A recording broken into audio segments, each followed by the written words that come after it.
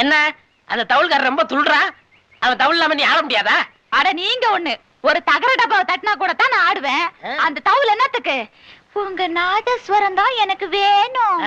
ஒரு சின்னஞ்சிரிசுக அப்படி இப்படி இருக்கும், கண்டுக்காம ஒதுங்கிற வேண்டியதானே. வைக்க பொருளை கொடுத்த நாய் மாதிரி. அவன் சொல்றான் அடிக்கடி வித்துவான் வித்துவான்னு. அப்படி என்னத்த வித்தானோ தத்துவான். நம்ம சத்தார் பாய் பொரோட்டா கடையில கொடுத்தா இவ்வளவு மாவு வச்சுக்கிட்டு இப்படி அடிக்கிறா இப்படி அடிக்கிறா இப்படி அடிக்கிறா. அதனால அவன் வித்தோட ஆயிட முடியுமா? அவன் அப்படித்தாங்க கத்துவான். சரியான மாவு பைய. மாவு பைய இல்லங்க, மாங்காய் மடையன்.